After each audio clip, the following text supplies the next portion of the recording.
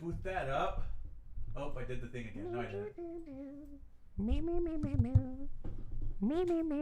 You know, my friends hate it when I make that noise through the mic. Why? I don't know. You ever? What's my joke? I was like, you got to speak to the pussy like. Oh my god, Gabe. Oh man, yeah. You know, it'd be like that. Sometimes on pre-roll we get a little too Saucy. Yeah, I guess saucy is a good word for it. Saucy would be the word. Yo, shushy. Like when what's his face? Adam Levine did the Super Bowl. And you got a little too saucy. Just because, like, nobody gave a fuck until he took off his shirt. Nobody cared who I was Until they took off my shirt. He has very nice, like, traditional tattoos. I will give him that much. He's also kind of a prick. He played a show across seas, I think in Chile, and the crowd was singing the songs, like out loud, like the crowd was singing along, and then he like stopped in the middle of a set. He's like, "Well, you could do my job if you want." It's like, that's kind of funny. How are you not stoked that people who speak a different language than you are singing every single word to your song? I was speaking to someone, and they're like, we were talking about Bring Me the Horizon albums, right? And I was like, oh yeah, you know, I can speak on length about the albums. And I was like, you know, the really disappointing thing is like seeing them live now. And she's like, oh, I've never seen them live, but it's on my list. I was like, trust me, you ain't missing out on much. Definitely not. Just listen to the CD. Yeah, or the record, or stream it. Yeah. You know, it's really, really not worth anymore. I mean, you know, everybody has their own thing, but I was like, listen, if you plan on screaming along to Throne and all that stuff, then by all means, you should see him once. But you're going to be doing just as much as Ollie's doing. Correct. Yeah, absolutely. Well, it's a conjoined effort. Yeah. 50-50. Split up the vocals a little bit. Oh, hold on. Oops. Uh-oh. What'd you lose? No, nothing. I'm just going to do that just to make sure that we're still rolling, Gabe. You know how that goes. Yeah, how randomly Studio One will be like, oh God, audio coming in. All right. We got the agenda. We got the pre-roll. We got the monster that might be a week old. I'm not too sure. No. I just got this. Okay. You gonna do that thing? What thing? The thing where I ask you where you're ready? Oh yeah.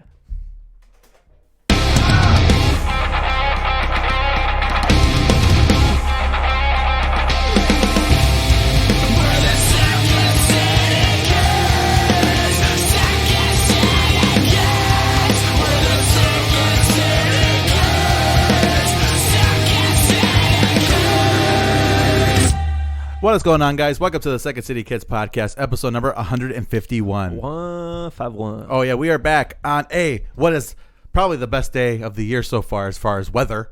Yeah. It's absolutely gorgeous. Mid-50s. You know, I don't know if you noticed, but I left my window rolled down a bit. So if you're going to rob me, now's an opportune time. Absolutely. So if you're listening to this live, which is not going to happen because we're not doing a live show. We don't broadcast live. Gabe's window is currently open. So if you want to rob his car. If you want to try and help me look for money, by all means, we can conjointly look and split whatever we find in the car. There you go. Sweet. Is that offer open to me? Because I'm here. We're gonna find some grimy ass quarters in there. It's gonna be like $2.35 and change, just and like a loose, the crustiest quarters of all time. Yeah, like those quarters that have seen like the bottom of the McDonald's Coke cup that was leaky. Correct, and it's just it's like half jelly. Yeah, and it's like stuck onto the surface of the cup holder, and you're gonna need like a mini pry bar to wedge it out. And when you do, it's still sticky on the underside. But the other side's completely clean. No, it's gross. It looks like, I don't know, man. If my belly button was big enough to hold like a quarter and just collect all that lint, Ew. Why? What happened? Anyway, nice day outside on the south side of Chicago, Illinois. I'm your host Jacob, and with me I have my co-host Gabe, the lint collector. I'm so sorry. Yeah, man. So we've been off for a week. Yes. Tell me about your last 2 weeks. What's been going on? Nothing really. You got a haircut? Yeah, I did get a haircut yesterday. I also enjoy Floyd's. Yeah. Basically, yeah. I got a haircut. The thing about like getting hair that like it's meant to be tied in a man bun is when the side of your hair starts to get long, you look ridiculous. Yeah, because you got the little, especially by the part, you got the little fuzzies that just stick straight out. Correct. Yes. And I had like held off long enough, and it got to the point where I would tie up my hair, but only wear a hat at work. I'm like, I should probably get this addressed.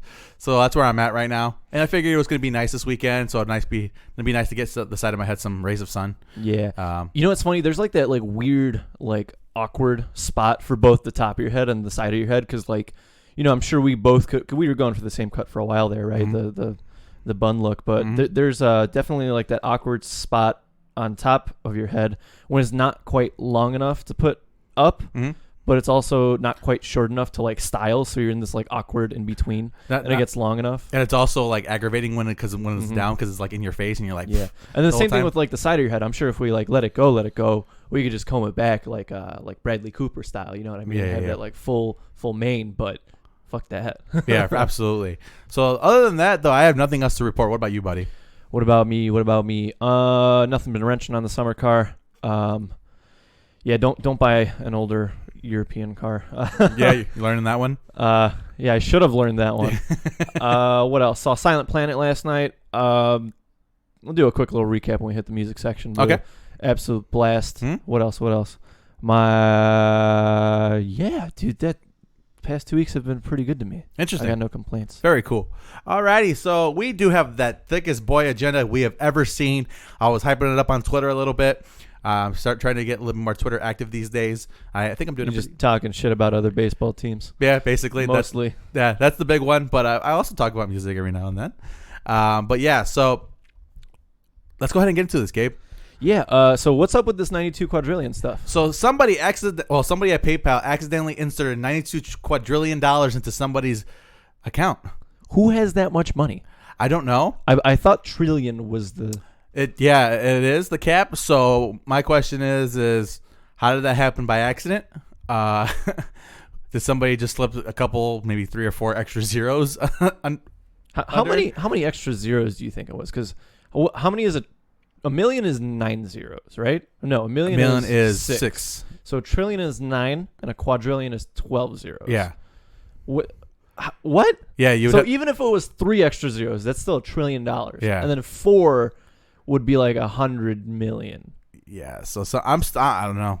You know what that is? Honestly, at the end of the day, that is probably somebody testing the boundaries and the limits of a very widely used software. Because somebody in QA and testing never thought of, you know what I mean? Like when I think like software testing, it's like -$1. Yeah. Let's try that. Or like Q dollars. You know, you do all the weird wacky shit that might break your program. Yeah. But nobody would have thought of a quadrillion. Yeah, because everybody's like, no way. I wonder what the service fee for that was. Does that type of money even exist? Maybe if we combined everybody's debt. What is the U.S. debt count? Like $1 trillion. It's got to be because it went up in the past 4 years. But yeah, man, it's interesting. $1 quadrillion. That's insanity. Yeah. So 92. It's not even just a single quadrillion. It's 92 quadrillion. So holy shit. Somebody had a nice payday, I guess. I PayPal'd somebody, I think like $1,100, and it gave me like I want to say like a $92 service fee. So I wonder what the fuck the service fee was for 92 quadrillion. Christ. The service fee must have been like $1 million. Yeah. Don't quote me on that, but it's probably in the ballpark. It's definitely a percentage, but I don't know about you, but my calculator doesn't go that high. Well, because there's definitely a minimum. You know what I mean? There's like a minimum of like X amount of for a fee. I wonder if there's like a ceiling to it too. I'd imagine so, right? You never know. I guess. You never know, man. Interesting. Elon's doing better things than PayPal right now. Yeah. So this is true. So that's just something I thought it was funny that I saw. I actually had to Google it again just because I'm like, what the fuck is that? And quadrillion. Okay. Yeah. It's pretty wild. Yeah, so I thought you were gonna hit me with some like space bullshit, like it's been like 92 quadrillion seconds since they predicted the Big Bang hit, and I was like, damn, but no, some PayPal bullshit. Yeah, just some PayPal but nonsense, and I thought it'd be fun to talk about. Next, good stuff. The Boy Scouts of America file for bankruptcy amongst the sexual assault, sexual misconduct lawsuits. It's kind of sad to see, the Boy Scouts go. They're in their dying throes, and we said it before. We'll say it again. This is not a political podcast, but don't diddle kids. Yeah. I can't believe I have to say that. Good rule of thumb: if you want to stay out of trouble, leave the little kids alone. And it's such a sad thing because I was never a Boy Scout, and I'm not like actively like advocating or rooting for them. But like I'd imagine that it was a good time and a good experience. I have friends that are Eagle Scouts, like grown ass men that are Eagle Scouts, and they'll live and die by the gun. I'm sure. But it's just kind of sad that there's some genuine fucking creeps and weirdos out there, and now the Boy Scouts might be no more. You know why they're filing for bankruptcy though? Why? Because they don't sell anything. Yeah. Girl Scouts, they will never go bankrupt. I was at the mall today, and they had some Girl Scouts posted, and they're like, "You want to buy it?" No. I have 4 boxes at home. Stop. Between them and Silent Planet, I'm gonna be broke. Oh, right. Jesus. So what's your favorite Girl Scout? I think we've talked about this before. Samoas are you? Okay. Samoas are. I also enjoy Thin Mints and Tagalongs. I think those are my top 3. Yeah. But there's something about the way the Samoa just it's that mouthfeel. You know what I mean? Because you get like all these like textures. Absolutely. And, Thin Mints are good. I like Thin Mints. I just think they're maybe a little too plain Jane. They're a little too cliche. I feel like everybody likes a Thin Mint. This is true. But the Samoas, man, it's just the way it's a dynamic down on it. A dynamic cookie. It's like the perfect cookie. like when you haven't quite swallowed your food yet and it's still in that weird like chewy mush. I feel like that chewy mush is like the apex of flavor for a Samoa. I know it's like a really weird thought, but like next time you're chewing through one, just enjoy like the mouthfeel of it because it is a good cookie to slam. Absolutely, it is. By the one or by the dozen. Yeah, absolutely. So yeah, that's it's horrible to hear. Is Alessandra going to be a Girl Scout? Yeah, absolutely she will. Yeah, absolutely. I have another friend. His daughter's a Girl Scout. So between the two of you, I'm going to be. You're gonna be it's going to be like that scene in Friday the 13th where the guy's like tied up between the 2 trees and you just split him in half. I think that might have been Freddy versus Jason. Don't quote me on that, but. Either or, but yeah, it's a horrible thing, and it's not just it's also with the reasoning being like you said, the accusations and whatnot. It was like lawsuits. It's not just accusations at this point. It's pretty fucking wild. But it is what it is. Moving along, let's go ahead and get into this movies, TV, all this crazy madness that we got going on. So big news out of the mouse this week. Iger, to step down as CEO of Disney. He's done a lot of really good stuff for Disney as a brand, as a franchise, and he's done. Most notably the Star Wars moves, the Marvel moves, and the kind of the other fronts that aren't directly Disney or Disney Princess stuff. Mm-hmm. And so he announced that he's going to be stepping down. He's going to finish out the year, right? Mm-hmm. And this new Bob, whatever. Sign pack or something like that? Yeah, so I think it's funny that it's a Bob for Bob trade. Bobs for Bobs. But, we were kind of looking into it, and I guess what I found was that he's kind of old, man. He wants to retire. Well, that and the thing I heard is that basically he wants to kind of come out of the business side of it all and focus more on the creative aspects of it, of kind of being involved and whatnot. So I thought that was pretty interesting. Another thing that I thought is worth noting is that he has like a best-selling book. So he's an author of his book about his life and his time at Disney, which I'm sure he has like a bazillion of amazing insights that he could possibly should give to the world, because the guy, especially for somebody up and coming, absolutely, because he was involved in ABC the ABC company, and when the merger came, he kind of stepped up and became part of it. Like you said, oversaw the acquisition of Lucasfilms, Marvel, Disney Plus launching, 20th Century Fox. He was like at the helm of all of that. Yeah. So arguably, maybe outside of Walt, one of the better CEOs the company's had, because the company's only had 5 or 6 in the history of the company. Yeah, they have pretty good retention, I guess. Yeah, pretty good track record when it comes to keeping their CEOs is not a revolving door. What you think a company like Disney would be, I think, just due to all the moving parts and stuff like that you would think. You got to have a lot of oversight and a lot of attention to detail. Absolutely. Because I'm sure the people that report to Bob, both Bobs in this case, yeah, I'm sure they have the craziest bird's eye view. Mm-hmm. You know what I mean? Absolutely. But that's wild. I'm kind of curious to see, and I'm sure it won't be publicly disclosed or anything. I'm curious to see what the salary range is for the Disney CEO. I don't know. That's probably a very interesting kind of a question. Well, after everybody gets paid and after everybody eats, what does the CEO take home? What does his bonus look like? Who pays him? You know what I mean? If you're at the top, who pays you? The mouse? I don't know. That's an interesting question, huh? Yeah. I mean, I'm going to look up the CEO of Disney salary and see if anything comes up. Because what does the president make? The president makes $400,000. That sounds about right, yeah. That's So I'd imagine he makes grossly much more than the president. Okay, so the Walt Disney Company on Friday disclosed the chairman and CEO of Bob Iger, his compensation package. Just his compensation. So when he leaves, is $47.5 million. Oh, shit. Yeah. So, damn, that's a lot of money. I'm sure there's a lot of stock incentives. Mm-hmm. I'm sure there's a lot of yearly bonuses. Yep. And I'm sure there's a lot of hair pulling when The Lion King tanked in theaters. I don't think they worried about it too much. But that's kind of the revolving door that is being head of a company. And, Bob Iger did an excellent job. Absolutely, and I'm sure he's still going to be in touch during his semi-retirement. I don't know what you want to call it. Yeah.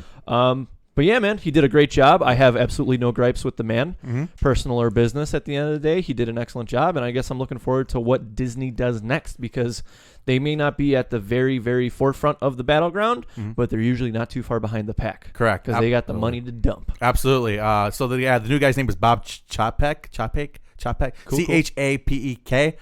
He was the head of like Disney Parks and Entertainment. So I'm kind of see when hopefully he could bring something interesting and new to the table. Bob Iger was one of those guys who, one of the leading men, I guess, as far as like business and ability to lead a brand, a big gigantic brand like Disney. So he was like the, and no disrespect to anybody involved, but he was like the other side of Jeff Bezos. You know what I mean?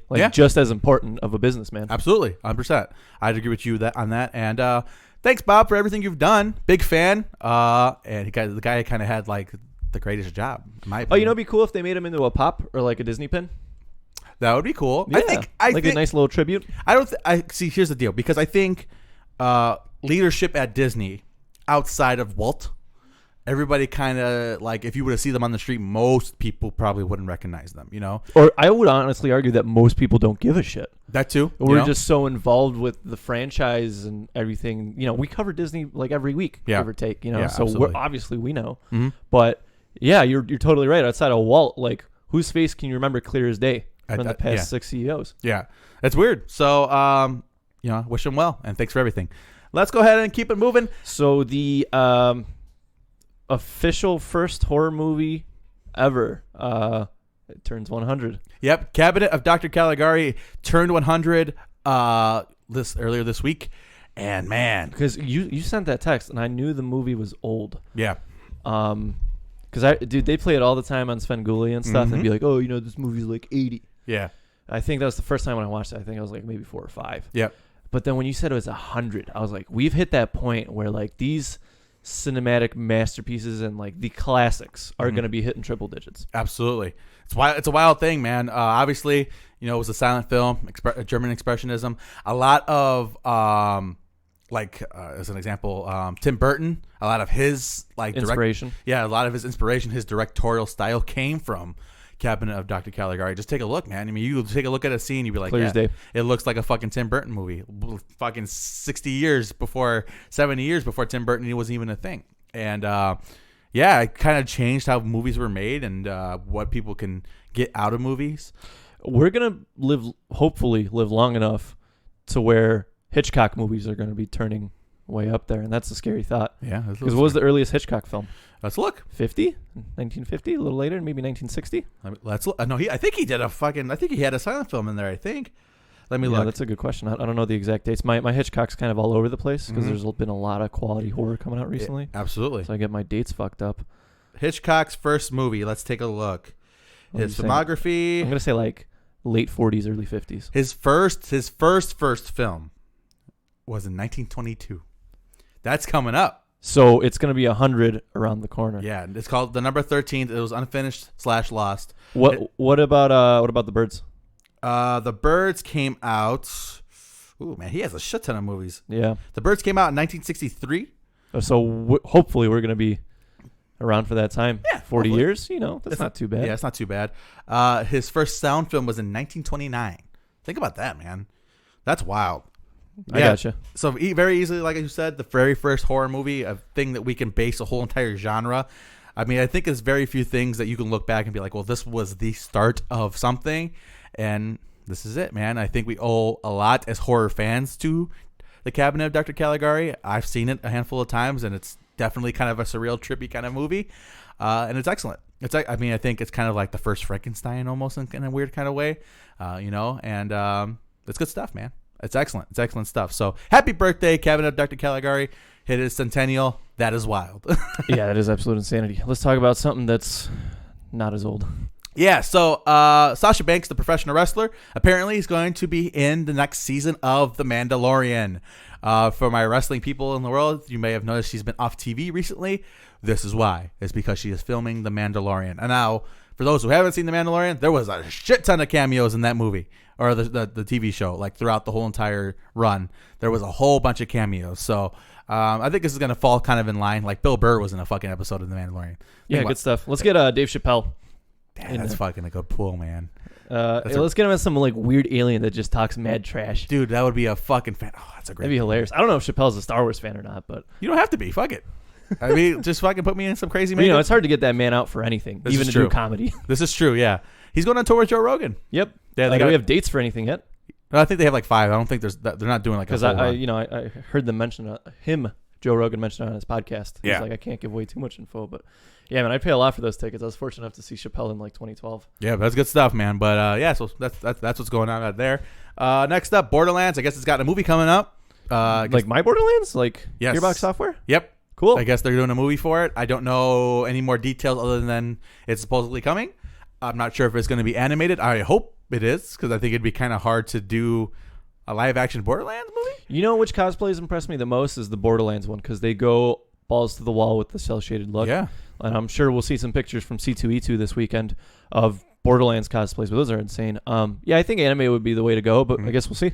Yeah, because it would be really hard to kind of catch the feel of it without the cell shaded kind of a look.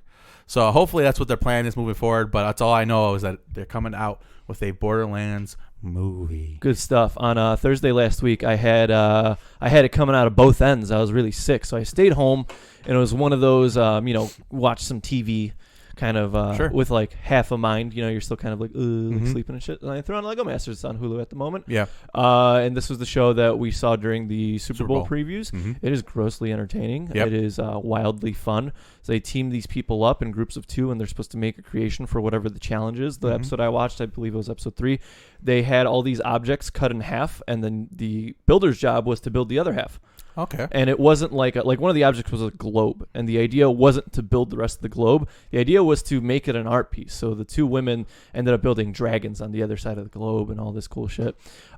Really fun show. It's produced by Brad Pitt, surprisingly. And I think it's an absolute blast. But like the big thing that and I know you weren't like a Lego kid, right? Mm-hmm. And I was, but I think the big thing that got me was these people are, first of all, they're grown ass adults, and they're so awesomely creative with what they do. I don't want to give away all the creations because that episode was really, really good with half the shit they did. Okay. But man, some of the stuff that comes out of their minds and then onto the brick is absolutely gorgeous and beautiful. And these are longer episodes. They're 45-ish minutes, so probably an hour runtime on regular ass TV. But it just flew by, man. I had a blast watching it. The host is great. The contenders are excellent, and then the judges are like master builders, they work for the Lego company. People who get commissioned to build the shit. No, they work for the Lego company. Oh, okay. Yeah, and they're Lego Master's like a title. It's earned. Oh, it's sandwich artist. I think it's a little bit more prestigious than that. I know. But I'm not too sure what the prereqs and the kind of hoops you have to jump through are. Qualifications. Yeah. But they're high up there. They're definitely high up there. Interesting. And I think it's a hoop, man. I feel like you don't have to be into Lego, and I feel like you don't have to grew up around it to enjoy and appreciate what they make and what they do. I thought it was an absolute blast, and I'm looking forward to more coming out. Absolutely. I think when the Super Bowl trailer dropped, I think everybody collectively in the room well, that kind of looked kind of cool. Yeah, it looks interesting. I think we all kind of thought that way. And if it's on Hulu now, I mean, I'll take a man, watch an episode or 2. Like I said, it's a lot of fun, and I think it's probably easily one of the best shows to come out of Fox in the past couple of years. Easily. Better than the fucking Masked Singer. Let's not get into that. Alrighty, moving along. Woman in the Window. So I saw a movie last weekend, and this was a trailer for it. It was called Woman in the Window. Speaking of Hitchcock, we talked about him a minute ago. This is kind of Rear Window vibes. Essentially, it is a woman who has a fear, anxieties of leaving her home. So she's watching her neighbors, and it's kind of set up in kind of a psychological thriller kind of thing. All right. She swears she sees her neighbor die, the neighbor's wife die, but the neighbor's wife is no, this is me. I'm the neighbor's wife. And so we're trying to figure out if there's something sinister going on, or maybe this is something that's going on in the character's head because she is under medication and whatnot. So like I said, it's kind of propped up psychological thriller. Who's in it? I think Amy Adams is in it. Always. Yeah. Yeah. Amy Adams is a good pull for that. And like I said, you don't know which way it's going. It could be her in her head, or something actually sinister going on in the background. So that's the way it was set up.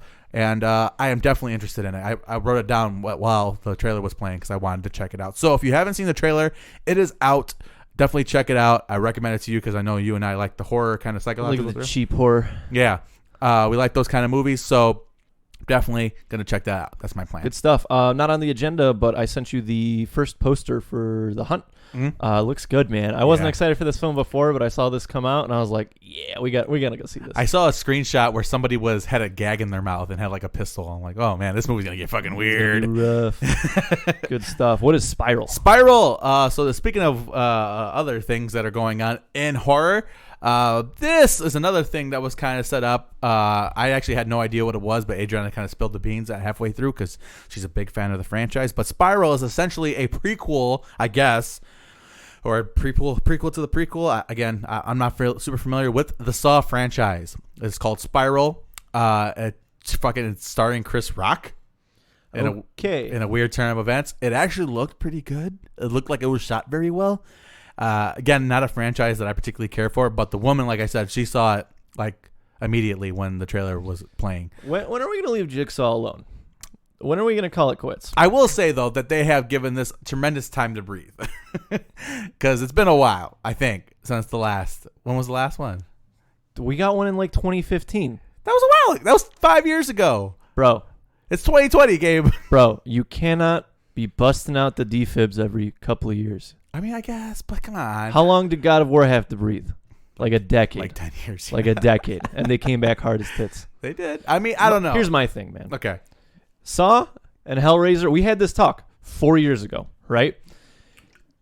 Leave them alone. Give it time to breathe, because not only do we have, I think, like 9 or 10 films in each franchise at this point, but now the whole like half of them are good.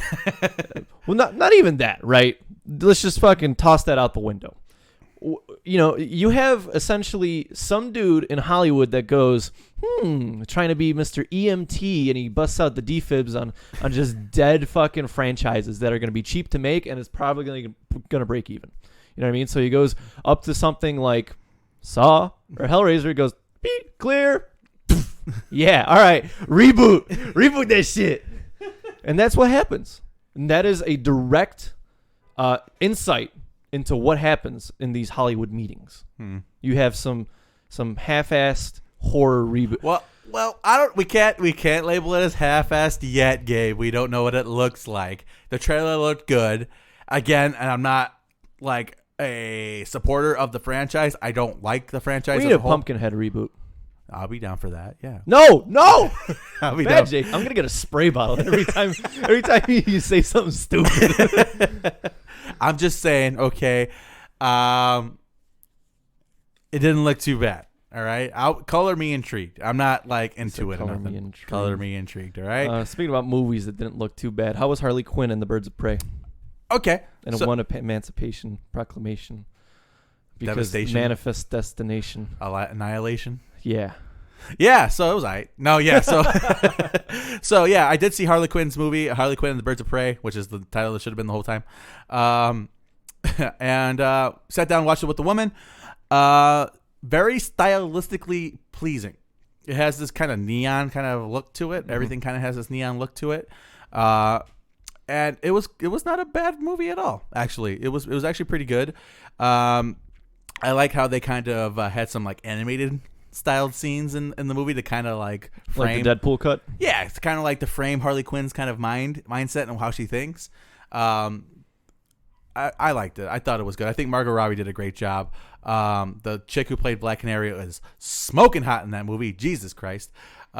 Speak softly or you will sleep on the couch tonight. No, I mean, I said it the whole entire movie. I'm like, I was watching the whole movie. I'm like, just for the record, she'd get it. She's like, yeah, I know. And I'm like, yeah. So, yeah, like I think it sets seeds like down the line that I'd be interested in, because I think the Black Canary casting was pretty good. I loved Mary Elizabeth Winstead as the Huntress. She actually probably had the character. She was the character with the most intriguing background, and they gave her the least amount of time. As far as like, you know what that smells like? Spin-off. Yeah, maybe you might be right about that. But like, yeah, I think it sets the table. I would think Ewan McGregor was a pretty good Black Mask. Now I think a lot of people, including myself, prior to the movie coming out, believed that it was kind of like this righteous girl power like styled movie. I think it kind of looked like that. It really was not like that. It wasn't really nauseating in that regard. Well, what do we say? If it's a good movie, it's a good movie, first and foremost. Correct. And you can push whatever agenda you want after it's a good movie. Correct. And yeah, I think in that regards, it accomplishes that. It's pretty violent. It's rated R. Sweet. Yeah, so it had moments where I'm like, whoa. You know what I mean? Man, DC should just lean into that. I because, agree. Marvel is going to have a harder time cranking out R-rated movies because the whole Disney ordeal. Yeah. But DC should just go for like New 52 style where everything's, aim to kill. Yeah, sure. I probably agree with you on that. But, this is a Margot Robbie produced movie. I think her direction was important. I think they told an interesting story about a character that I think a lot of people outside of our bubble, don't really know a whole lot about. I misunderstand. I think they framed her pretty well and made her cool. She was really funny. She had some really hilarious moments in that movie. And ultimately, it's a character struggling with self-identity. All right, because the premise is that her and the Joker broke up. And the problem with that is it's kind of open season on her because without the Joker's protection, people will hunt you down and destroy you, basically. So that's like the premise. And there's a lot more along the way. When you go through a breakup and all the guys you haven't talked to in 4 years just creep into your DMs. I mean, yeah, but a little bit of that. I don't think all of them are trying to kill you. But I guess, it Maybe. is what it is. You never know, right? Never know. But yeah, I would definitely recommend the movie. It's like a C plus. I think. C plus, okay. Yeah, it's a C plus. I mean, you're not gonna get it's not The Godfather or anything, but you got yourself an entertaining movie with some cool, entertaining scenes, and some good characters, some good acting, and stylistically, it's a good looking film. So, copy. I would definitely check it out if you're a fan. Speaking about The Godfather, movie trailer dropped this week, or poster? No, trailer. We got the full trailer this week for a local Chicago favorite known as the Candyman. I'm trying to... there was no. Oh, okay. Don't worry about it. Okay, so... It's just happened. Okay. Trailer looks good. Yeah. I'm still a little apprehensive about it because Candyman was just never my thing. I don't think I appreciated it. I don't think it was a terrible movie by any means. I don't think I just simply appreciated the direction and the stylistic choices of the earlier, 2 films? Mm-hmm. The trailer looks good. What is a trailer's job? To make it look good. Correct. And a friend of ours worked on the film. Worked on the film. Absolutely. I actually didn't know that. Saw the trailer. Looks very, very good. I think there's something interesting because Jordan Peele wrote this. All right. I think it's interesting because Jordan Peele has a way of making, especially with the music of the film, making a song sinister based on context. So in this trailer, they have the Destiny's Child Say My Name as the hook of the trailer, kind of the draw of the trailer. And without context, it's just a pop song. But with the context of the film, you're like, it's interesting. It made it kind of interesting. And I think Jordan Peele's a smart guy. He makes good movies. He's a great writer. Obviously, he's a funny fucking dude. And it's weird because he's one of these guys that you and I have both talked about where I don't think if you would have told me 10 years ago. Yeah, the transition is real, man. That he would have made he would make a really good director / screenwriter for horror films. I would not have believed you at all. Yeah, man. And Danny McBride, same. Why are these funny guys fucking fucked up? What's wrong with these guys? Because they grew up in the golden age of horror. Yeah, I guess you're right about that. And figure it like this. Here's my thought process, right? Whatever you're doing now to get your name out there, to get some money allocated, right? You got to do what you got to do. Mm-hmm. But once you have that allocation, and once you have your name known, why not do what you like? Mm-hmm. And that's the thing. These guys. Key and Peele was like a smaller thing, and it blew up, and they gained some notoriety. Same with McBride. He was with at the Apatow crew for how long, right? A long time. They were buddy and all that shit, and now he's kind of I don't want to say a household name, but you say Danny McBride, people know what you're talking about. He's the dude from when the end began. Jesus, end of the fucking world or whatever. This is the end. This is the end. Thank you. Damn, can name him. Can't name the movie though. Yeah, right. But you know what I mean. Yeah, I get you. Why not do something you do enjoy? Yeah, so it looks really good. It's shot in Chicago. Looks like good stuff. So I'll probably add that onto the agenda as well because the woman seemed to be pretty interested in it as well. Good copy. So yeah, that is movies, TVs, and books. Let's talk some gaming. Sure. So COD Warzone. COD Warzone is Battle Royale for the new Call of Duty movie. game. I think we saw it coming. Yeah, it's okay. The rest of the game is very well structured, well built. Aside from the tiny minor gripes like Nerf snake bites, sweet baby, fucking Jesus. Oh my, don't, because I'm having a blast with it. Yeah. I got no gripes. I think it was maybe a smart move on their thing because the game's well built, it's well structured, like I said, and it's kind of got these big open maps. Yeah. If you made them just slightly bigger, I think it translates well enough. I think you could easily, make them a little bit bigger, but I think you could easily take those ground war maps and just kind of blow them up just a little bit, and then you got yourself a decent battle royale. And you know what? I think we're like more accepting of this because it's not the gimmick they're throwing at you. Because with COD Black Ops 4, it was battle royale. Yeah. But now it's like we have good multiplayer, we have a solid story, all our mechanics are nice and polished.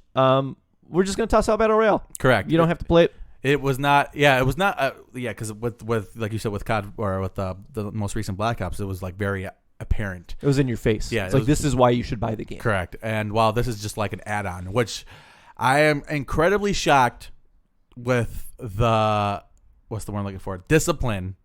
Yeah, somebody's got Activision on a very short leash at the moment. Yeah, with the discipline that Activision has shown with this game. Because like you and I said it with the Black Ops, like originally it looked cool, it was a nice little package, but then they just beat you over the head with the DLC stuff and when they pay to win things. This does not have any of that. It's like we get excited now when like new maps or old maps come back and we get new weapons and new season. Like it's like genuine excitement. It's like giddiness, you know? Yeah. It's a weird thing because you and I are the first ones to take a dump on Activision when we get the chance, but they have shown great restraint. Yeah, you think it's Infinity Ward? That's kind of like, hey, no, or who made this one? Sweet baby Jesus. No, it's Infinity Ward. You're right. Infinity Ward. Yeah. Well, there's got to be something going on there because it's a very different approach than literally the last 10 Call of Duty. Maybe some new leadership at the head of Activision. I don't know. I'm telling you, man. Somebody at Infinity Ward was like, "This is our baby. You let us do this thing, and if it goes wrong, you can fire us, but let us do our thing." Maybe, I don't know. There had to have been something. Meetings. I would like to be a fly on the wall to those meetings where maybe the head of Infinity Ward is saying, "No, I don't care. No," you know what I mean? Well, because because this was scrapped, wasn't it? Because wasn't it handed off from Sledgehammer to Infinity Ward? Yes. Yeah. So maybe Sledge had some good ideas that Infinity Ward kind of rolled with. You don't know. I like Sledge. Yeah, I got no gripes with it. But they also were the ones, Sledgehammer was the ones that first did the whole supply drop thing. You got to keep that in mind. So I don't know. I mean, we're not totally free from microtransactions in this game. By any means. But it's not required. No, absolutely. And we're getting tons of free content. Yeah. Well, anyway, Activision, Infinity Ward, M-Dub, good job. I mentioned to Jacob that those montages have been kind of killing me over. Yeah. They're good, man. These montages weren't what they were like 10 years ago. It's a very new beast, and I enjoy it. I just turn off my mind and watch them. It's so old school that it's almost new again with some of It's retro. Yeah. That's what it is, bro. It's retro as fuck. Have you been watching them? Yeah, I've been watching some of that. I'm like, this is like 2006. I love it, right? 2007 YouTube where like some random 12-year-old would, like you said, put like a trap song on. Dude, my favorite like two subgenres of that are like the ones where the trap song comes on and they like all like the drum kicks line up with the gunshots. And then I love the meme edit ones, man. Like, he need him some milk. And the dude's just lying there dead. Oh, that shit tickles me. Yeah, so it's interesting. It's it's kind of like a rebirth of that kind of style. I love it of YouTube video. Anyway, so Disney's looking for ideas for Star Wars. All right, they want ideas. They want fresh ideas. That's the rumor coming out of the mouth right now. That they're not going to be continuing with like main storyline. Movies. I don't have a source. But from a lot of these games, I'm sorry, not movies, YouTubers that I follow, and according to their sources, there's going to be obviously the Knights of the Old Republic movie, but then there's also going to be a reimagining of the Knights of the Old Republic game. Okay. So I guess the idea is one is going to set up the other. Okay. And kind of recanonize some of the better ideas that came from that era. Okay, that makes sense. So I think that's going to be the next big one, man. Yeah, because I mean, this is later down the list, but because with Star Wars being kind of the bigger one, they canceled quite a few Star Wars projects in the last couple of weeks that have kind of fallen at the wayside. They had like an open world one that they were going to use that kind of fell at the wayside. I think EA Vancouver was behind that one, and they just can't seem to come up with ideas that seem to click. Yeah. well, I'll leave it at this because there's a lot of Star Wars things you can explore. There's a lot of legends that I think would absolutely make the cut. And my favorite Star Wars experience to this date has not been any of the movies. It's been the Knights of the Old Republic storyline. Mm-hmm. And I think to let that masterclass of writing go to waste would be a fucking shame. Yeah, for sure. Yeah, so just Disney as a whole, not like I said, I kind of related to the one later on the point, but they're looking for just fresh ideas for all of their kind of properties, video game speaking, because they haven't really had, maybe outside of Kingdom Hearts, they don't really have anything else to kind of tip their cap at, you know what I mean, outside of Star Wars or anything like that. So the mouse is looking for people to create games for their properties. Speaking about the mouse, sort of, Mulan's coming to Smite. Yeah, Mulan coming to Smite. So I dig it. I dig it so much. Yeah, she's a warrior. Makes sense. And yeah, man, because I haven't been on for a couple of seasons, so they've introduced like 5 gods subsequently since I last like tuned in. I'm like, oh my god, this fucking roster is stacked. Yeah, High Res doesn't fuck around, man. No, they do not. And yeah, Mulan is coming to Smite. Kind of cool. It's a great timing with the movie coming out soon enough, and good. They know what they're doing. Yeah, we gotta hop back on that Smite train, man. That was a lot of fun. Absolutely. We gotta like revamp all our builds because we don't know what's legal tender anymore. Yeah, we don't know what works, what doesn't work. Because I know like Book of the Dead took like a huge nerf a couple seasons back, and I don't think it would work. How many gods did you run Book of the Dead for? All of my mages. All of your mages. I think I ran it on Thanatos, if I'm not mistaken. Yeah, all of my mages had Book of the Dead. All of them. But yeah, so that's good stuff. Yeah, I guess that is gaming in a nutshell. Good stuff. Let's keep it moving. So we got time for music news and reviews. Oh, yeah. Before we get into that, I do have a podcast game for next week. It's a real simple one. Here's what I want you to do for next week. It's called the Merch Roundup. So you're going to go through your closet, you're going to find all your pieces of merch, and you're going to categorize it by band, and then we're going to be like, okay, so for this band, I have 2 pieces of merch.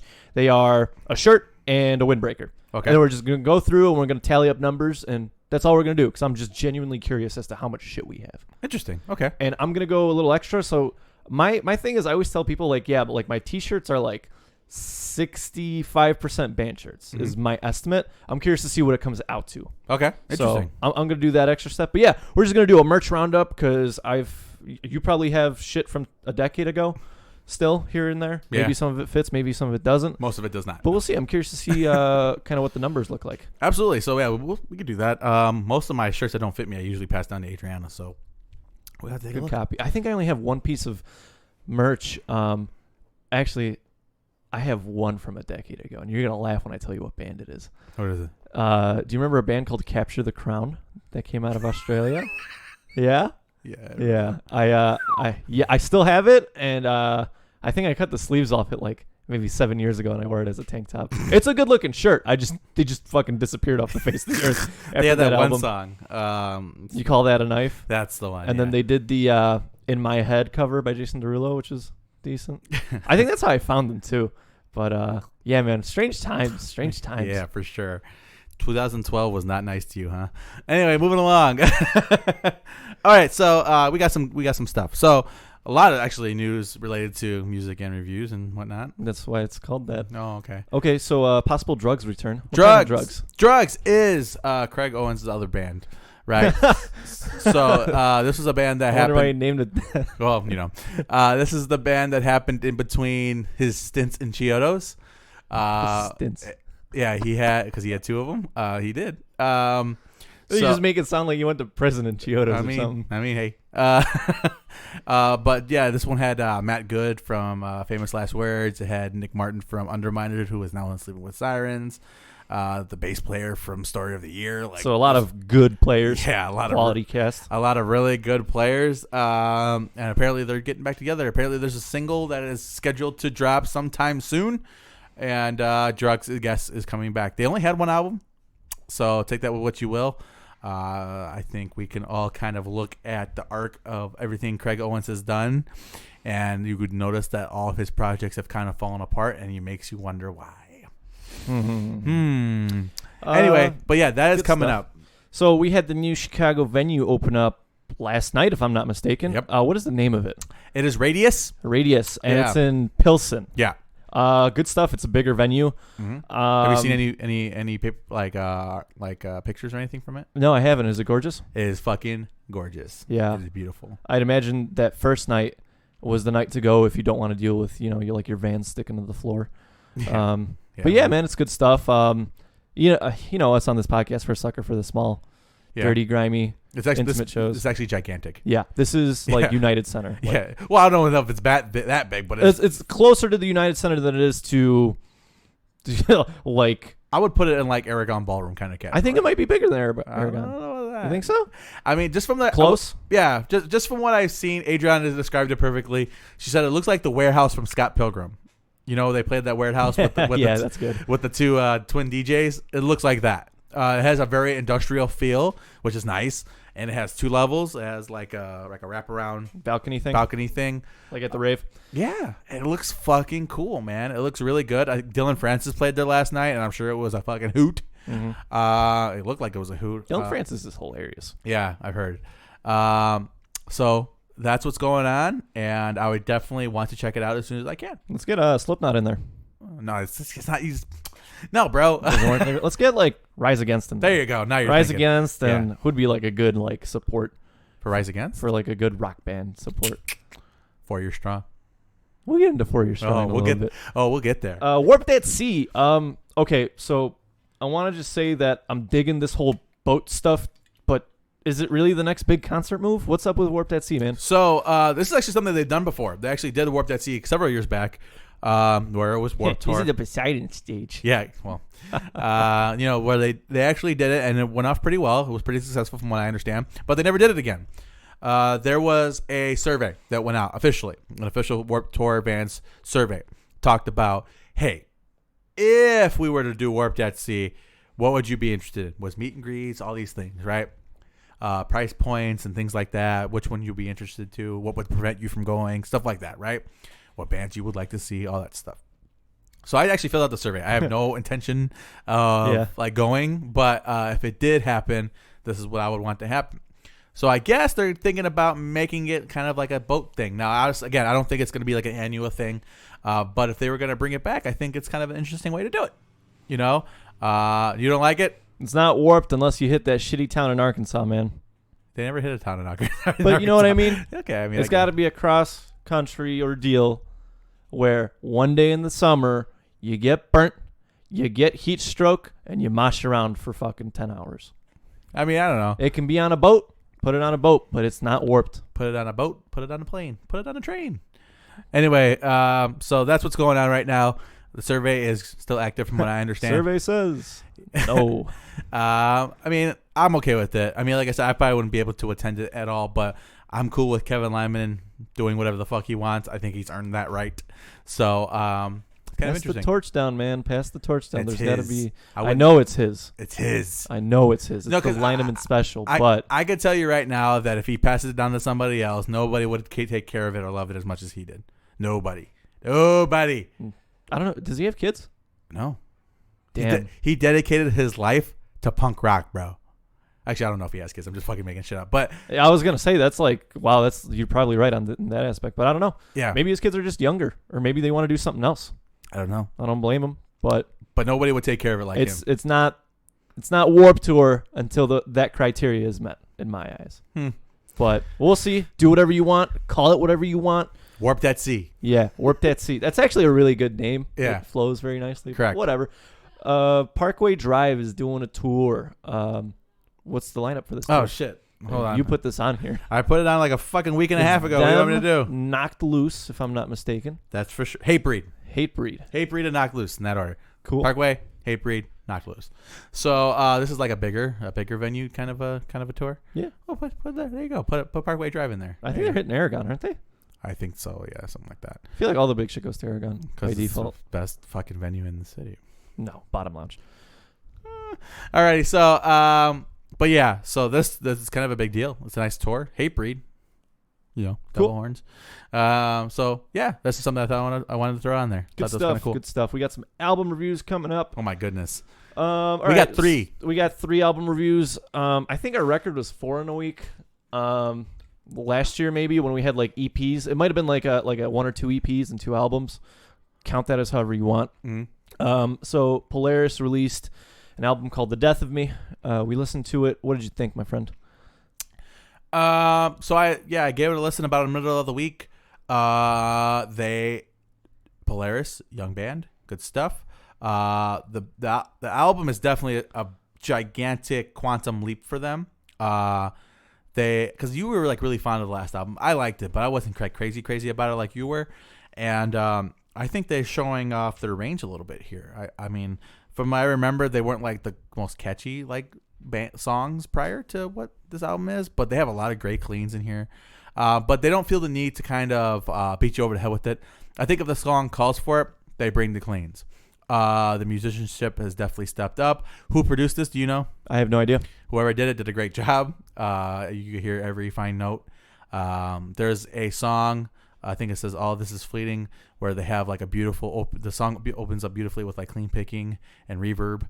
And I told you earlier in the week that I'm a fucking sucker for that. So if you want to get me like hook, line, and sinker on a song, that's the one. Vocally, great performance, man. Jamie Hale, man, great vocalist. Yeah, he did a good job. Drumming was very impressive. Overall, it was an album that I was super surprised with. I know you were looking forward to it a lot more than I wasn't like against them or anything, but I just didn't think it was gonna like blow me away. It got to the doorstep of that. It got to the doorstep of blowing me away, like Borderlands. And super impressive, man. Super impressive. I'm gonna give it a B+. But just due to the fact I was gonna give it a little bit higher, but something else came out. And it kind of changed my ranking a little bit for them. But it's definitely something that I would revisit. I think that's one of the bigger things about albums is the ability to revisit it and kind of have it that same profound impact on you. And yeah, this is a really good album. They should be proud of this accomplishment. I know other bands were kind of shouting them out. I think Dayseeker was one of them. Like, wow, these guys have kind of stepped up the bar. And they have. Absolutely, they have.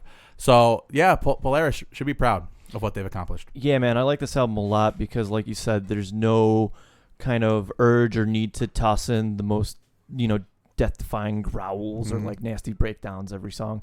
It's kind of they play towards their strength, and I liked the Mortal Coil a lot because it was a lot of like thematic shit and the lyrics were really well written. But The Death of Me is actually quite beautiful in a sense. It's very well spoken. Jamie Hill's a great lyricist and an even better vocalist, and I think the delivery on everybody's front was just so fucking amazing. I guess the best way I could describe it is if you could look at like chaos through like a clear glass window, and then sometimes you forget that window's there, but you're in safety the whole time. That's like the beauty of it, where you have these crazy good high fucking moments where, like in Hypermania, it does feel like you're getting beat down in some aspects, but like Martyrs, it comes in waves. It's such a monument to everything that like metalcore can be.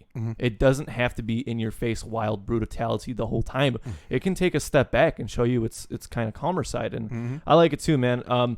I think the biggest accomplishment here is seeing them grow because I put all my money into them when the Remedy or Mortal Coil came out. I was like, these guys are going places, and now we're gonna see them set sail. If you told me that they're touring with Architects, like they're opening up for Architects, I'd say yeah, that's probably about right. Yeah. I want to see them come back around to the U.S. because I'd imagine they put on a fucking crazy live show, and they've been selling out Australia, man, rightfully so.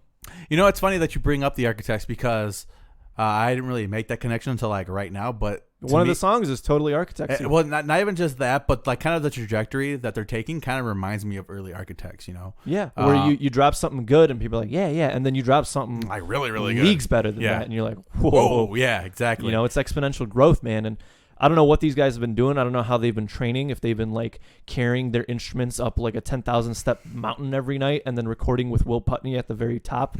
He's like this old like Tibetan monk. I don't know. I'm just talking about my ass now, right? But they've done something, and there's a difference between quantity of work and quality of work or quality of training. And this has been 110% quality of training because it's a great album. Yeah, I think that's one of the better things about albums or bands that are like trying to prove themselves. I think they feel the need to constantly throw like the fastball as an example, right? My sports metaphor of the week, ladies and gentlemen.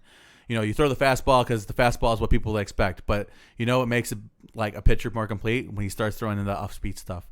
You know what I mean? It's the same thing with fighting, man. Like people that don't know martial arts, those first 30 seconds, they're going to go all out. They're going to swing wide. They're going to come at you. But like a skilled fighter that's been in the ring We'll take a step back. I'll analyze, and I'll throw one or two, and I'll put you on your ass. That's exactly what it is. Correct. Yeah. So I think that they did a great job of kind of showing a good range of for them, because I think a lot of like you said, a lot of bands just want to. They just want to move. They just want to move, and there's good stuff there. There could be for sure, but when you're constantly trying to move, can't really take stop. your time. Yeah, you can't really stop and enjoy the scenery. You don't got to pile drive your wife all night. True. Be sensual. And I feel like that's a really weird thing I give this album an A-. It's very good. Okay. And my thing is, and I tell you all the time, I do research and I hype shit up left and right, and I feel like a lot of the time it ruins it for me. This album hit all my expectations. I agree. And it was surprising, even though I was looking for a lot. And thank you, all the guys in Polaris. Come back around. Absolutely. That's good stuff. Then we have the Amity Affliction. I didn't listen to this. I just didn't get around to it. I have no personal gripes with any of the guys. You did. Give me your opinion.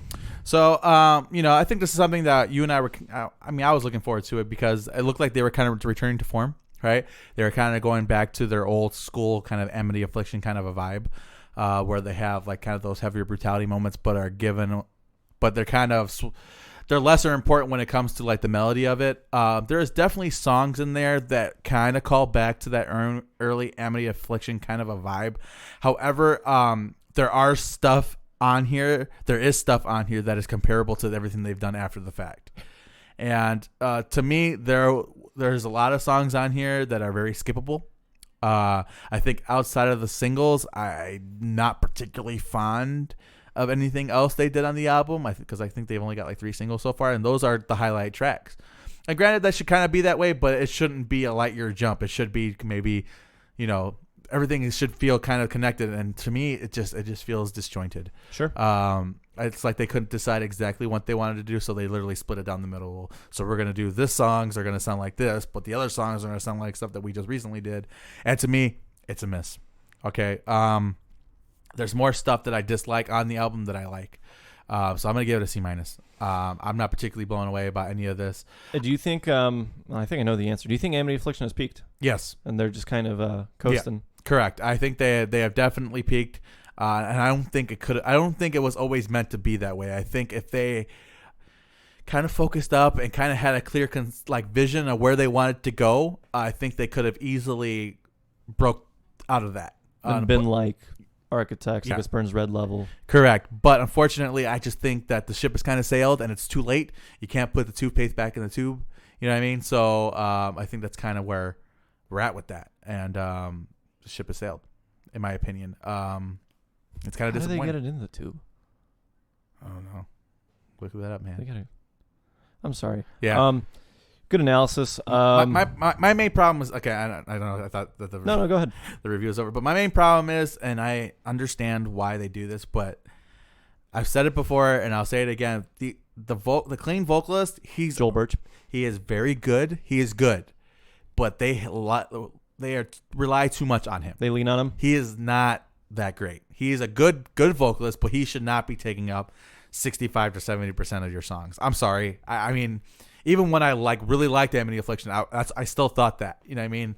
And it's a mess, man. It's a mess. All right. I think Amity Affliction is in a state where, well, first of all, I'll give them the positive. They have enough traction where shit like this doesn't matter. They can drop a mediocre album, people will still buy their merch, buy tickets. They drop 3 in a row. Shit. They're just kind of they have enough momentum, right? Yeah. At this point, that being said, I wasn't really impressed by anything that came after Let the Oceans Take Me. Yeah. There was songs I liked, like I Bring the Weather With Me, kind of grew on me. I didn't like it at first. It grew on me definitely though. But aside from like cherry-picked singles here and there, there hasn't been a full-ass album that I revisit every once in a while, like Let the Oceans Take Me. Yeah, man, because there's nothing on anything they've done subsequently that will beat Pittsburgh. I'm sorry. Pittsburgh No Intro, The Way Down. Yeah. Many. Lean on Me. You know what I mean? Oh, fuck. Yeah, so. Lean on Me by Joel Birch. Here's a fun Don't one. lean on me by Joel Birch. Let's do metalcore draft picks. So Joel Birch from Amity Affliction will now be drafted into Dance Gavin Dance. Where's Tillian Pearson going? knocked loose. He could do anything. Knocked loose. No, he could do anything that fucking Craig Owens does. Craig Owens or Johnny Craig can do. He can do anything because that's basically what he does anyway. He follows them everywhere they go. I'm not gonna get into that. Put Cillian Pearson in Bless the Fall and let's see what he can do. Oh Lord, that'd be interesting. Lord. That'd be interesting. We should do a draft pick instead of March Madness this year. Metalcore draft picks. Who are we moving where? That should be fun. Yeah. I mean, I don't know about we could do that. We could probably do that for a couple weeks, actually. You know? Well, because, we did March Madness, and we had a lot of great albums. Yeah. And it's going to be rough, man. So unless we do it for, last year's albums, specifically 2019 albums. Yeah. But, I guess we'll see. And we have one more album review this year. We do. Today, I should say. Yeah. Not for the rest of the year. We're going to have many more this year. Correct. 4 Years Strong, Brain Pain. Can I start off on this one? Absolutely, you can. So, I like 4 Years Strong. Always kind of have. Never really, dove super deep into them, and I knew this album was coming out, and I knew this is something you wanted to review, and I knew this is something of importance, so I said, yeah, let's listen to it. So I got my headphones in, I'm at the gym, and I'm like, all right, let's bump 4 Years Strong in my flannel, right? I wasn't wearing a flannel, but it seemed fitting. Brain Pain is a good album, and that's an understatement, because 4 Years Strong is like that cool uncle you've always had that you always suspected smoked weed, but you never had any proof because he was really good at cleaning up his house. Yeah. And this uncle, he's been kind of down recently, but he just went through a divorce, and now he's living his best fucking life. He got a sleeve tattoo. He bought a Jeep, and he's just coasting around the world, man. I'm going to have to start checking on your uncles. Are they okay? Yeah. No, it's not a personal story. Okay. I just think it's very fitting. 4 Years Strong has been the cool uncle of pop punk. They've been more on the punk side of pop punk for as long as they've been around, and I think that this album is their best album to date. I think it has their best single to date, and I think as a whole this is a very good fucking experience. This is the whole pie, baby, and you don't feel bad after eating it. I like it, man. If I were to give this a subtitle, 4 Years Strong, Punk Goes Zen, because it's a very self-reflective look back at their lives, and I think a lot of these songs are very relatable. And I just love kind of the lyrical work and the melodies, and it makes you feel like a kid again. And there's not many albums that do that, especially from your childhood. You go back and, we don't vibe with a lot of these things anymore. But shit like The Worst Part About Me, 17, Young at Heart, you know what I mean? Get Out of My Head, Crazy Pills. There's so many good songs on here. Mouthful of Dirt is probably my favorite off the album, by the way. They're very cohesive. And it works very well. And in fact, I give this thing a flat A. Not like an A-, not an A+, an A. Okay. It might be my album of the year at the moment. It's really good. There's something about it. There's this sort of carefree aroma to 4 Years Strong, but at the same time, it's very take care of yourself and your mental health, and I vibe with it. I vibe with whatever they're putting out. Absolutely. All right, so yeah, man, this was an album that I was looking forward to. It's been a while since they dropped something that was a full length, and I would say the last year and a half, 2 years, I've really, really grown to love 4 Years Strong. Eternal Summer, baby. Yeah, absolutely, and I think to me this is something that is, like you said, easily their best album to date. All right, and they don't have a bad album at all, but I think it's easy to kind of associate the pop punk genre, using quotes, with immaturity, right? I think when you look back at early Blink and early Sum 41, you kind of relate these things, all time low, stuff like that, walking around in your underwear, shit like that, right? I think that's something that people associate. 4 Years Strong came to the mound and proved that you can talk about real life shit, serious shit, and play and music, still be playful. Yeah, and still have music that won't make you feel like you want to jump off a cliff. All right, and this is the most mature effort I've seen from them so far. Not to say the previous releases weren't, but this is easily the most mature they've been. Lyrically, content, I actually sat and followed along with almost every song, and I kind of got lost in it a little bit, but in a good way. They've grown, and musically, it's fucking phenomenal, man. They are one of those bands, and this is something that they've done since the beginning of time, that they know where to place a breakdown, better than any other band that I can think of, right?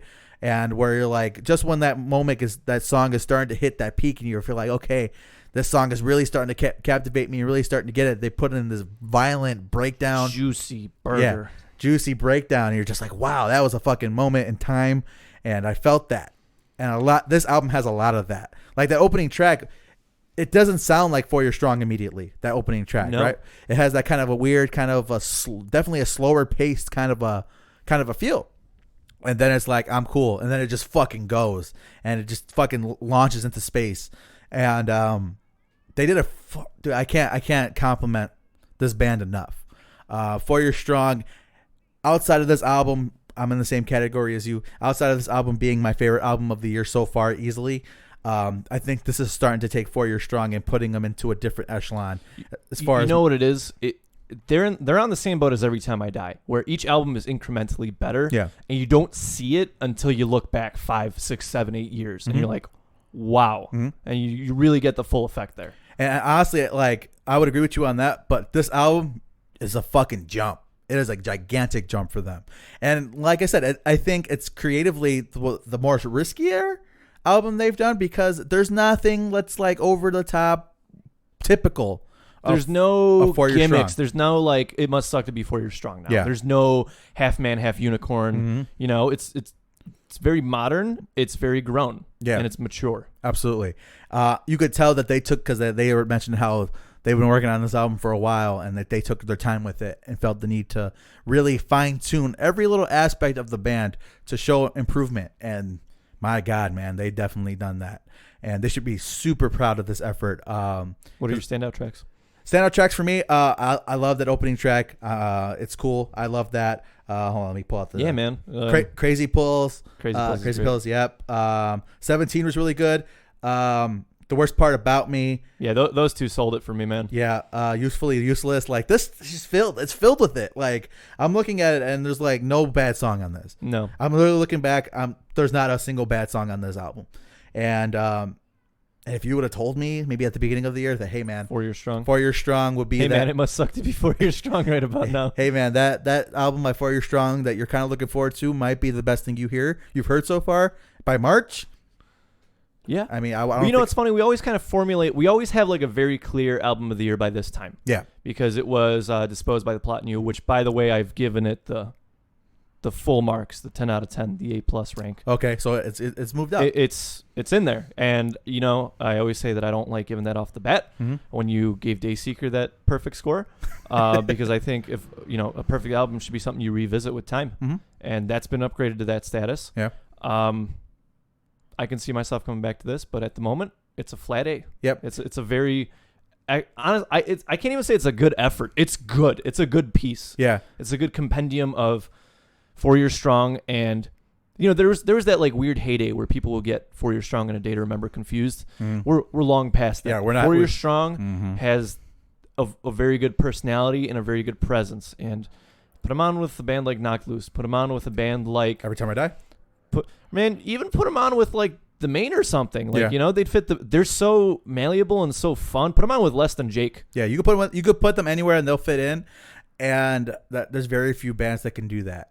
Every Time I Die is one of those bands that you can kind of put them with anybody and they fit in. They're kind of chameleons at this point, and they can kind of maybe adjust a couple of set lists to make it maybe more poppier, or they could adjust a couple of set lists and make it more brutal and heavy. They can fit in with anybody, man.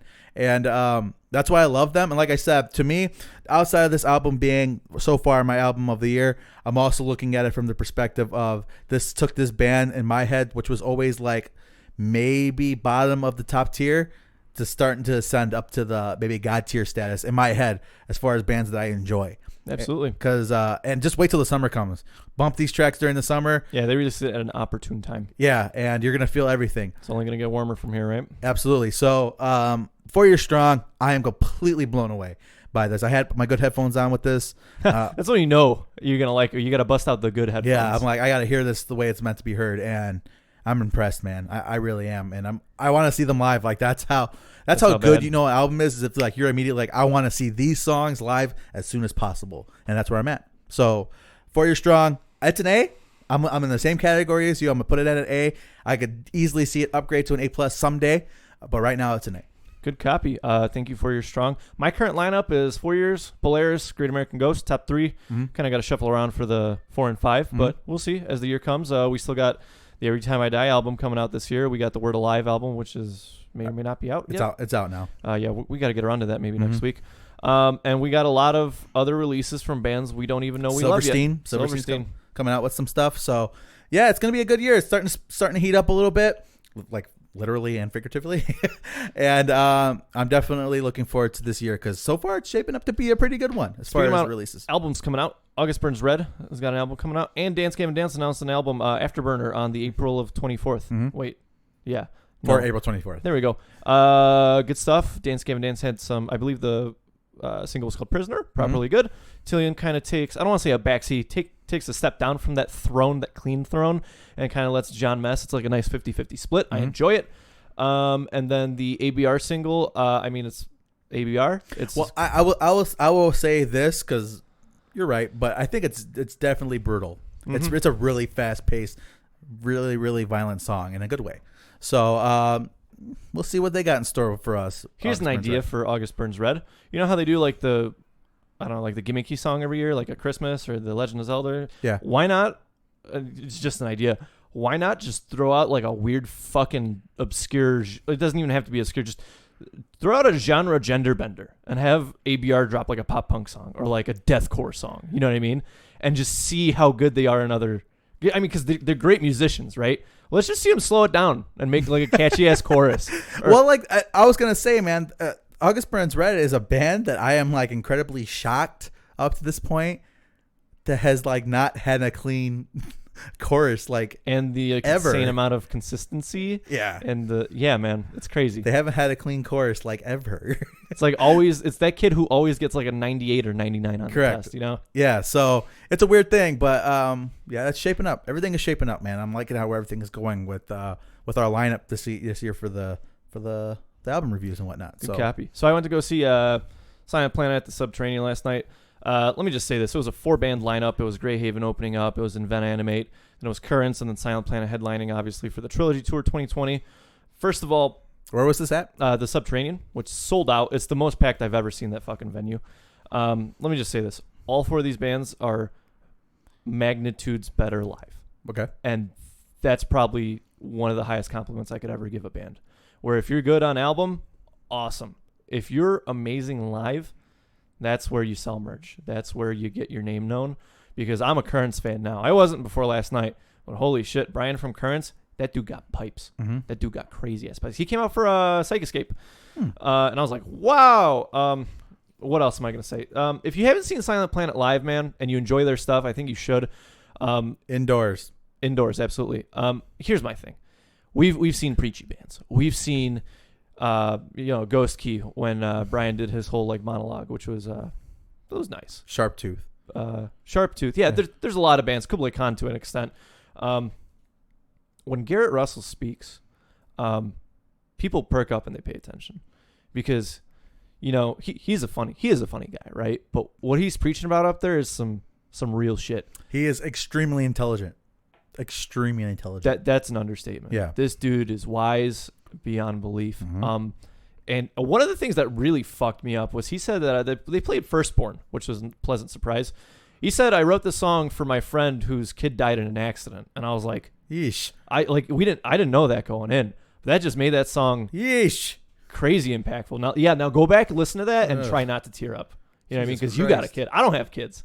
You got a kid. Yeah. And it's small stuff like that makes a difference, that adds the whole thing. But Garrett went into this spiel about how he was in a mental hospital, and he was essentially preaching, take care of yourself, take care of the folks out there, blah, blah, blah.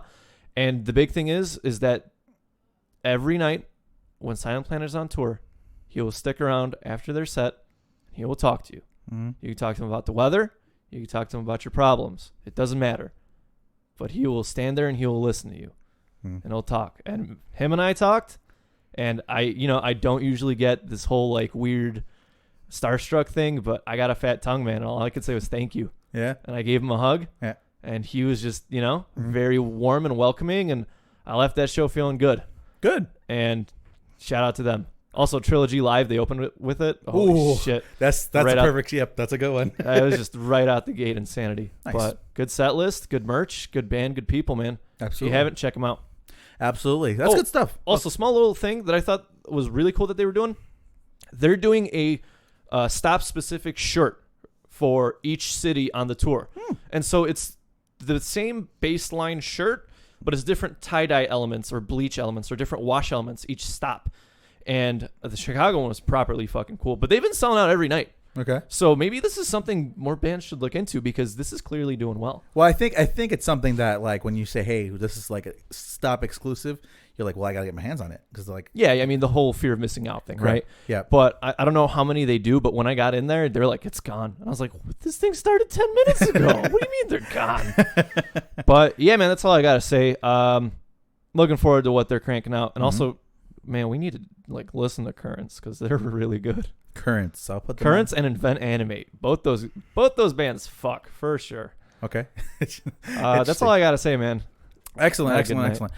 So, because Gabe had a show to review. I actually got a show to review next week as well. What are you going to? I'm going to see We Came as Romans, The Devil Wears Prada, and Dayseeker on Thursday. So we'll have a review for that show. You gonna try and get one of your Devil Wears Prada records signed? Mike's pretty good about hanging out. I actually got all the ones I do have. I actually do have signed. So I gotcha. I think my only one that's not signed is Zombies. Yeah, I got Space signed, so that's all that matters. Yeah, but yeah, I'm gonna check them out. It should be good. We'll have a review for that show next week on the podcast, so that's just good stuff. But yeah, man, it's been a good week. We had a lot of fun. I particularly enjoyed this episode. Yeah, it was probably good. So yeah, man, I believe, Gabe, that was episode 151. 151, man, crazy. Of the Second City Kids podcast. So for those who are listening, thank you for checking us out. Feel free to share all the good stuff. Let us know. Tell us about your friends. Tell your friends about us. All that good stuff. All those comments, questions, or concerns, and whatnot. You guys know the outro by now. But yeah, so thank you guys for joining us. We'll see you here next week for episode 152. I think I just caught coronavirus just right there. Until next time, folks. Deuces. Every time I try.